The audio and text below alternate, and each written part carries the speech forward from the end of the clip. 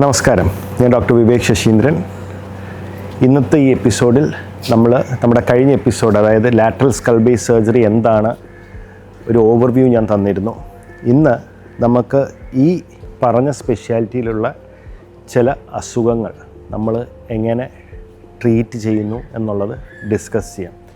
അപ്പം ഇന്നത്തെ ഈ എപ്പിസോഡിൽ ഞാൻ നിങ്ങളുടെ അടുത്ത് സംസാരിക്കാൻ പോകുന്ന പെത്തോളജി അല്ലെങ്കിൽ അസുഖം പീറ്ററസ് ബോൺ കൊളസ്ട്രിറ്റോമ എന്നാണ്. അപ്പോൾ കൊളസ്ട്രിറ്റോമ എന്നുള്ളൊരു കണ്ടീഷൻ നമ്മുടെ ചെവിയുടെ അകത്ത് കോമൺ ആയിട്ട് കാണുന്നൊരു അസുഖമാണ്. അതായത് ചെവിയുടെ അകത്ത് സ്കിൻ ഒരു അബ്നോർമൽ അല്ലെങ്കിൽ അൺയൂഷ്വൽ പ്ലേസിൽ സ്കിൻ കാണുന്നതിനെയാണ് നമ്മൾ കൊളസ്ട്രിറ്റോമ എന്നുള്ള വളരെ സിമ്പിൾ ടേംസിൽ എക്സ്പ്ലെയിൻ ചെയ്യുന്നത്. എന്നാൽ പീറ്ററസ് ബോൺ കൊളസ്ട്രിറ്റോമ സാധാരണ നമ്മൾ ചെവിയിൽ കാണുന്ന കൊളസ്ട്രിറ്റോമയിൽ നിന്ന് ശകലം വ്യത്യസ്തമാണ്. കാരണം പീറ്ററസ് ബോൺ എന്ന് വെച്ചാൽ നമ്മുടെ ഈ ഒരു ടെമ്പറൽ ബോണിൻ്റെ ഒരു ഭാഗമാണ്. ചെവിയുടെ മെയിൻ ബോണാണ് ടെമ്പറൽ ബോൺ. അതിൻ്റെ ഒരു പോർഷനെയാണ് നമ്മൾ petrous part of the temporal bone എന്ന് പറയുന്നത്. അപ്പോൾ ഇത് യൂഷ്വലി ഇൻ ഡെപ്ത് ആ ബോണിനകത്ത് ഇൻവോൾവ് ചെയ്യുന്നൊരു കണ്ടീഷനാണ്. അപ്പം ആ സ്കിൻ അല്ലെങ്കിൽ ഈ കൊളസ്ട്രിറ്റോമ എന്ന് പറഞ്ഞ ഈ എൻറ്റിറ്റി ആ ഇൻ ഡെപ്ത് ബോണിനകത്ത് പ്രസൻറ്റ് ചെയ്യുന്നൊരു കണ്ടീഷനാണ് പീറ്ററസ് ബോൺ കൊളസ്ട്രിറ്റോമ. ഇതിൻ്റെ ഒരു ഇഷ്യൂ എന്താണെന്ന് വെച്ചാൽ ഇതിനകത്തുള്ള ഡയഗ്നോസിസ് വളരെ ലേറ്റ് ആയിരിക്കും. കാരണം ഇത് നമുക്ക് പുറമേ അങ്ങനെ കാണാൻ പറ്റില്ല.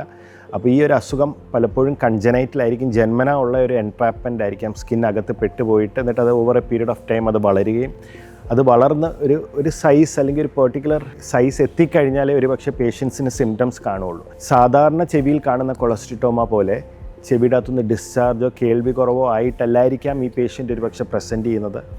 ഇതിനകത്ത് പലപ്പോഴും ഈ അസുഖത്തിൻ്റെ ഒരു കോംപ്ലിക്കേഷൻ എത്തിയതിന് ശേഷമേ പേഷ്യൻറ്റിന് ഒരു പക്ഷേ തിരിച്ചറിയാൻ പറ്റുകയുള്ളൂ ഇതാണ് ഡയഗ്നോസിസ് എന്ന്.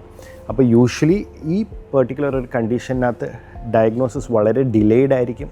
അപ്പോൾ പേഷ്യൻസ് ഒന്നുകിൽ കേൾവി കുറവ് തോന്നുമ്പോഴായിരിക്കാം പേഷ്യൻസ് പ്രസൻറ്റ് ചെയ്യുന്നത്.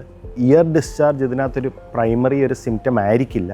ഇതിനെക്കാട്ടിലും കോമൺ ആയിട്ട് നമ്മൾ കാണുന്നത് മുഖം കോടിപ്പോവുക, പേഷ്യൻറ്റിന് ഫേഷ്യൽ പാൽസി, അതായത് മുഖം കോടിയിട്ട് അത് റിക്കവർ ആകാതിരിക്കുന്ന ഒരു സാഹചര്യത്തിലാണ് പലപ്പോഴും നമ്മൾ ഇമേജ് ചെയ്ത് അല്ലെങ്കിൽ സ്കാൻ ചെയ്യുമ്പോഴാണ് ഇങ്ങനത്തെ ഒരു എൻറ്റിറ്റിയാണ് ഡയഗ്നോസിസ് എന്ന് തിരിച്ചറിയുന്നത്. അപ്പോൾ വളരെ അൺയൂഷ്വൽ, വളരെ അൺകോമൺ, ഈ പറഞ്ഞ പോലെ ഒരു ഡിലേഡ് ഡയഗ്നോസിസ് യൂഷ്വലി ഈ പേഷ്യൻസ് ഈ പറഞ്ഞ കോംപ്ലിക്കേഷൻസ് ആയിട്ടായിരിക്കും പ്രസൻറ്റ് ചെയ്യുന്നത്. അപ്പം ഈ ഒരു എൻറ്റിറ്റിയാണ് പീറ്ററസ് ബോൺ കൊളസ്ട്രിറ്റോമ. ഈ പീറ്ററസ് ബോൺ കൊളസ്ട്രിറ്റോമ നമ്മൾ എങ്ങനെ ട്രീറ്റ് ചെയ്യും? അപ്പോൾ ഇത് യൂഷ്വലി ഇതിന് മെഡിക്കൽ മാനേജ്മെൻ്റ് ഇല്ല. യൂഷ്വലി അല്ല, ഇതിന് മെഡിക്കൽ മാനേജ്മെൻ്റ് എന്ന് പറഞ്ഞൊരു ഓപ്ഷനേ ഇല്ല. ഇത് പ്യുവർലി ഒരു സർജിക്കൽ ഡിസീസാണ്. അപ്പം നമ്മുടെ ലക്ഷ്യം അല്ലെങ്കിൽ നമ്മുടെ എയിം എന്താണെന്ന് വെച്ചാൽ ഈ ബോണിനകത്ത് ആ അബ്നോർമലായിട്ട് ഇരിക്കുന്ന ആ സ്കിൻ അല്ലെങ്കിൽ എപ്പിത്തീലിയം കംപ്ലീറ്റ് ആയിട്ട് റിമൂവ് ചെയ്യുക, ആ കൊളസ്ട്രിറ്റോമ കംപ്ലീറ്റ് ആയിട്ട് ആ പരിസരത്തു നിന്ന് നീക്കം ചെയ്യുക എന്നുള്ളതാണ്. അതിന് ഒരു പക്ഷേ ചിലപ്പം നമുക്ക് ആ പേഷ്യൻറ്റിൻ്റെ കേൾവി സാക്രിഫൈസ് ചെയ്യേണ്ട വന്നേക്കാം.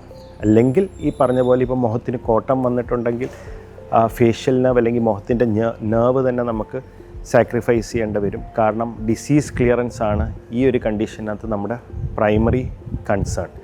കാരണം അത് റാഡിക്കലായിട്ട് ക്ലിയർ ചെയ്തില്ലെങ്കിൽ ഈ ഡിസീസ് തിരിച്ച് വളരുകയും അതിൻ്റെ റിക്കറൻസ് വരാനുള്ള സാധ്യതകളും വളരെ വളരെ കൂടുതലാണ്. Thank you.